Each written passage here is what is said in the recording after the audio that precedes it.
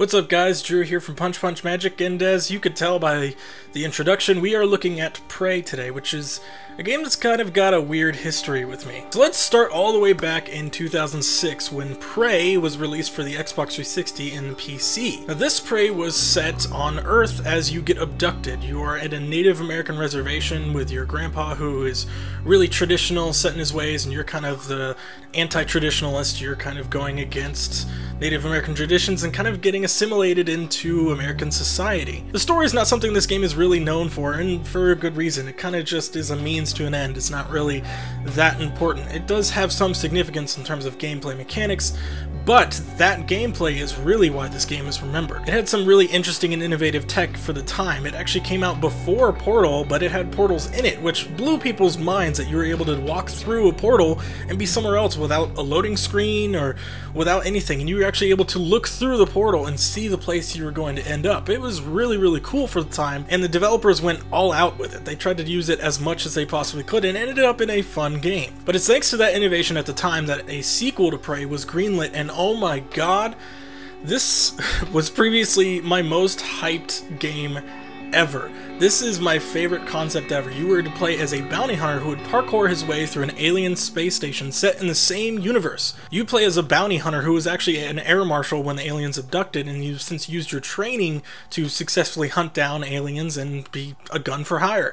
It was a really, really cool concept, and it was something I really wanted to play. In fact, I can't understate enough how this was like my favorite concept ever. Seriously, I wanted this game to come out so bad, but unfortunately, it was canceled because once Bethesda got a good look at it, they saw that it just wasn't up to the quality that Bethesda was known for, that ZeniMax was known for, so they eventually scrapped it. Since then, Untitled Studios has kind of gone on to not really do much. So it's kind of sad, actually. Fast forward to last year, 2016, at E3 time, when there are a lot of rumors circulating around that Bethesda had somehow revived the sequel but under a new studio. This rumor ended up being partially true because Arkane Studios, the developers behind Dishonored, had gotten the license to Prey from Bethesda and were going to make their own new game in it. They weren't making a sequel to the original Prey. In fact, this game was not going to be set in the same universe whatsoever. This game was going to have a completely new setting, new gameplay, new mechanics, and just like new everything. The only thing that is similar is the name, and I think some people were disappointed in that, but honestly for me, as somebody who was a fan of the original game and a huge fan of Prey 2's concept, I'm not really offended by it. How do I feel after spending a few hours with it? Well, I feel pretty good. This game is pretty good. So I've split this preview into 3 segments where I'm going to talk about the story, the presentation, and the gameplay.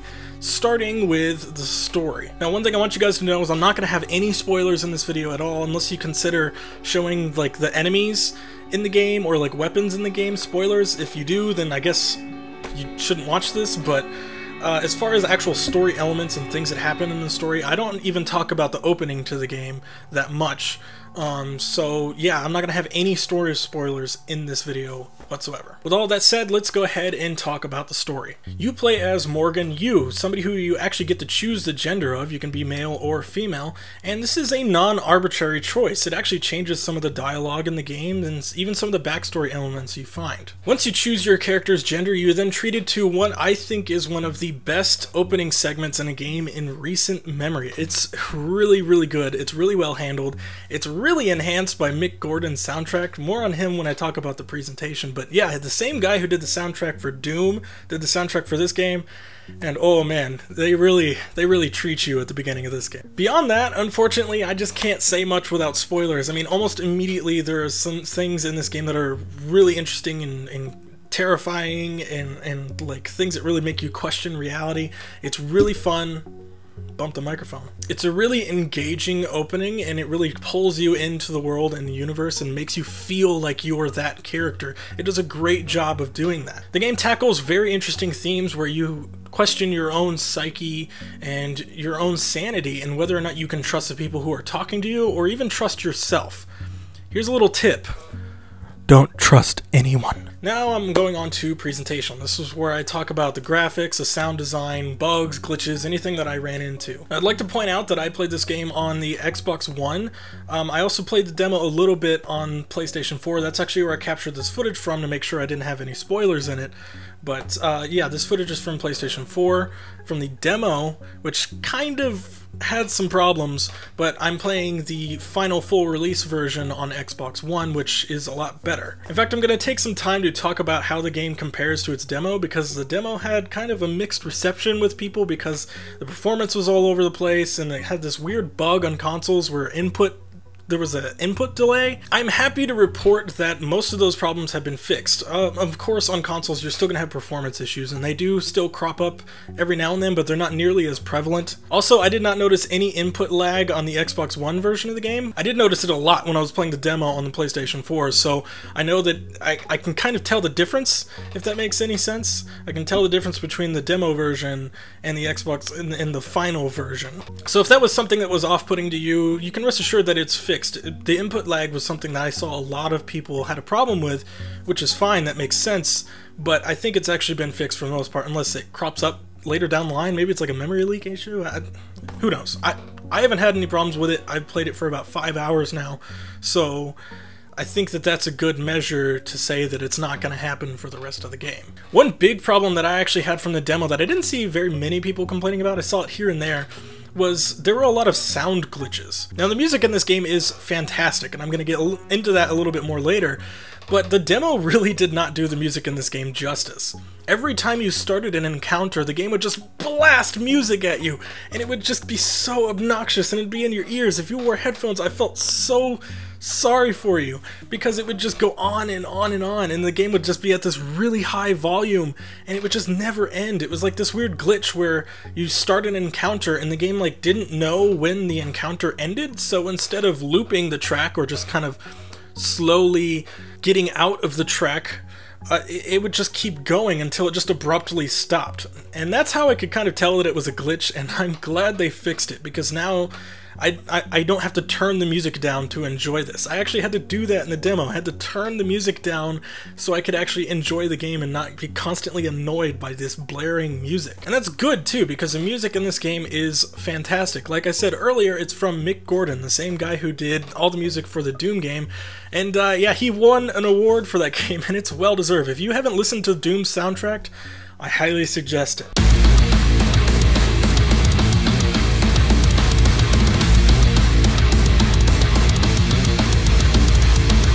And Mick Gordon did a fantastic job here. You can tell that they really kind of gave him full reign to do whatever he wanted. So he did more of that synth stuff like you saw in Doom, but really ramped it up. But it still feels unique. It still gives this game its own sort of identity, and it feels different from other sci-fi horror games that you typically play. It sounds really nice, and it kind of goes along beat by beat with how the game itself actually feels. It's hard to explain. If you're a music person, you'll know.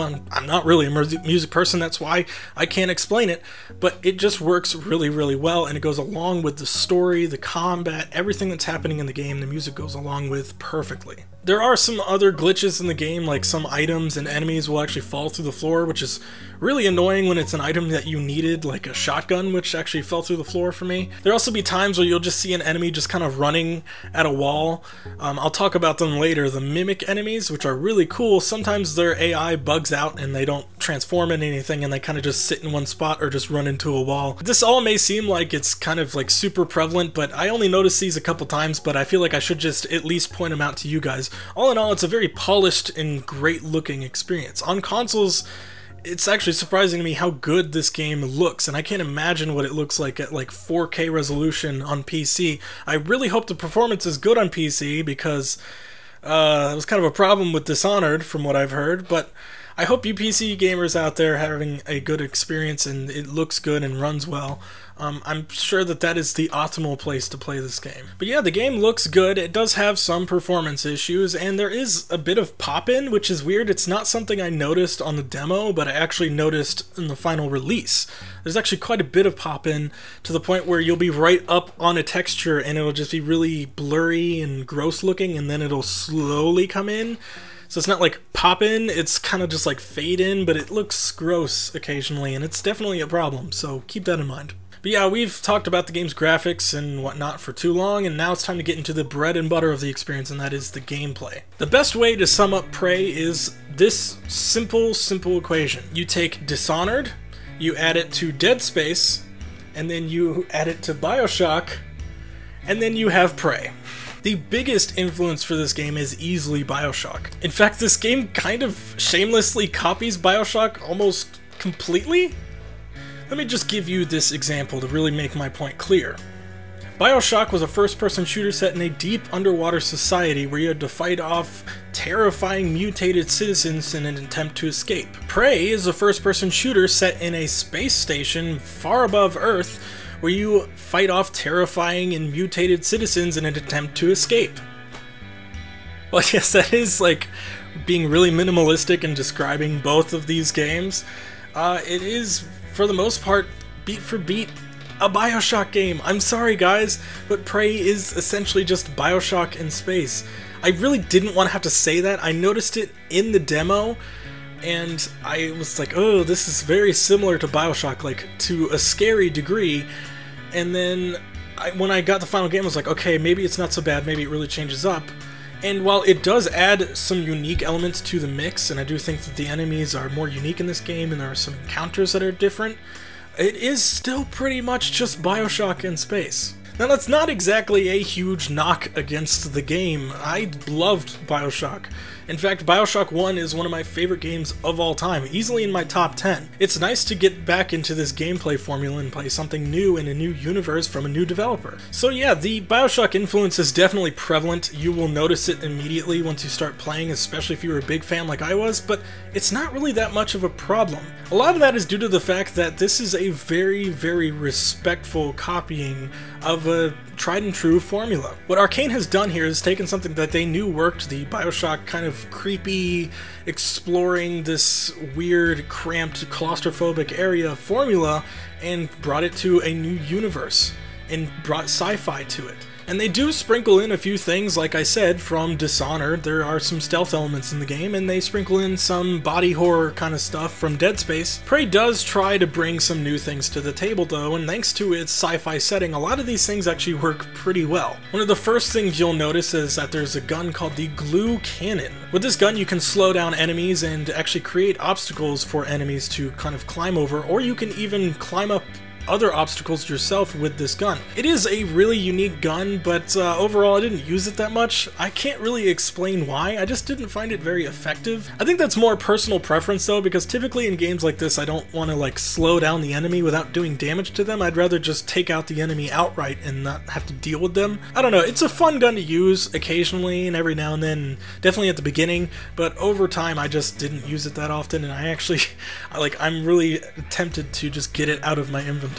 So yeah, it looks like Arkane is going to have a little bit of fun with their weapons, and I hope that their abilities are just as cool. There's also a recycling and crafting system that they've actually been marketing a lot. They actually dedicated an entire trailer to just that.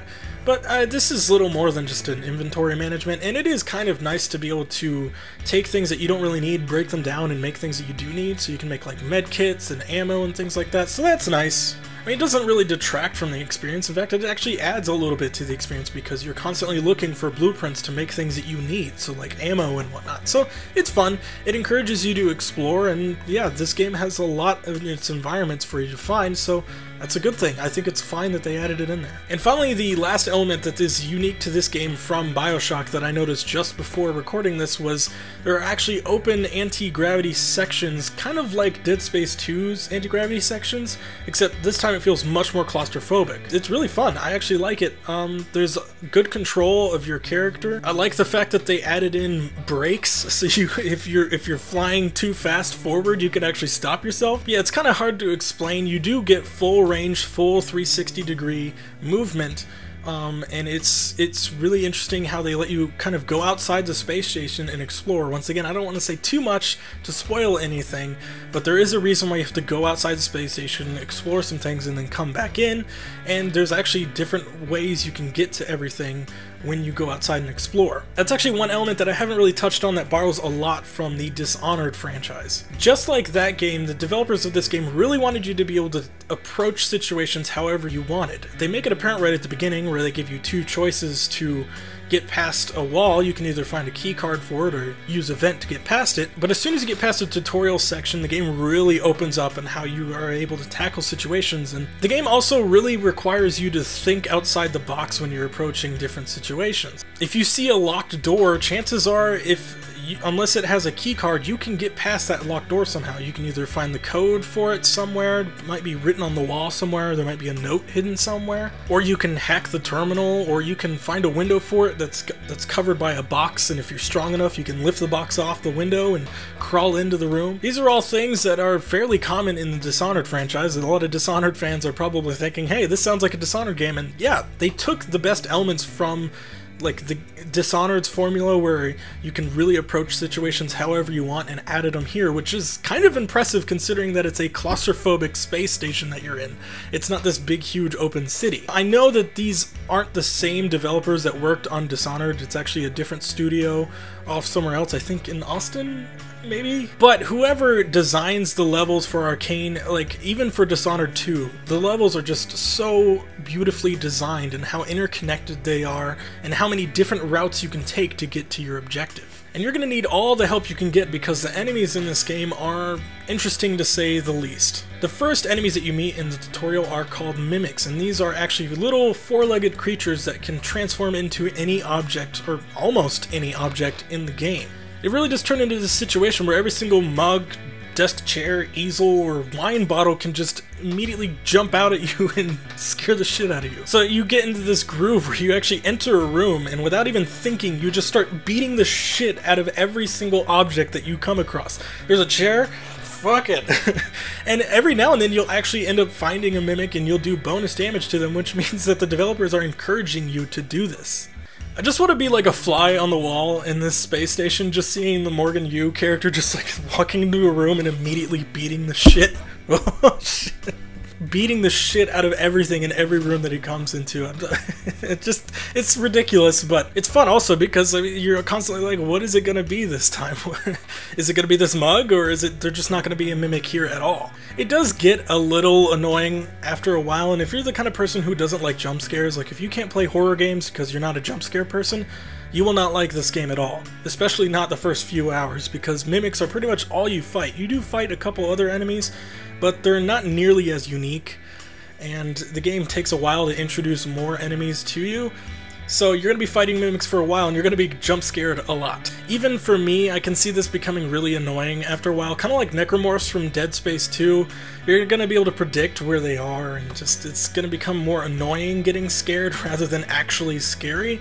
I hope that doesn't happen. I hope they keep doing interesting and new ways to kind of creep you out and scare you, but so far I think that they're just going to keep going for cheap jump scares, and then that's just going to be the game. You're just going to get used to it. All in all, Prey is a thrilling first-person shooter that takes full advantage of its claustrophobic setting, so if you're not into the spooks, then this might not be for you. Atmosphere in this game is paramount, and you feel it just oozing from every single wall in this game, how this feels like a place that used to be lived in and something has gone horribly wrong. If you're like me and you loved the BioShock and Dead Space franchises and you're kind of looking for something to scratch that itch of those really dead franchises, well then this might be perfect for you. For me, honestly, I'm really excited to see where Prey's gonna go after this because I love BioShock and I love Dead Space. They're two of my favorite games ever. No joke, I love these games. So, like I said, just remember that equation. Dishonored plus Dead Space plus BioShock equals Prey. If that interests you at all, then yeah, I say you should check this game out.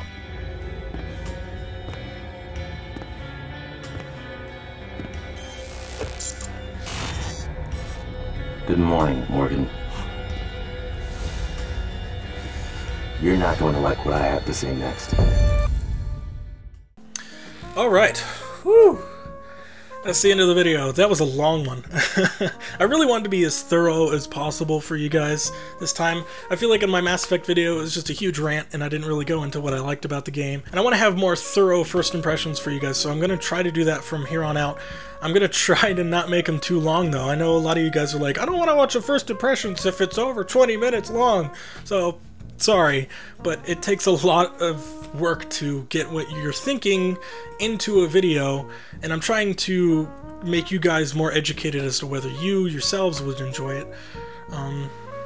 And it takes a lot to do that. So if you liked this video and you haven't heard of us before, hi, we're Punch Magic, and we do videos like this. I've actually started doing a lot of reviews. I review older games mostly, but I also do first impressions of games that come out as I can get them, and games are expensive, sorry. But yeah, if you liked the video, maybe give us a like or subscribe, it helps us out.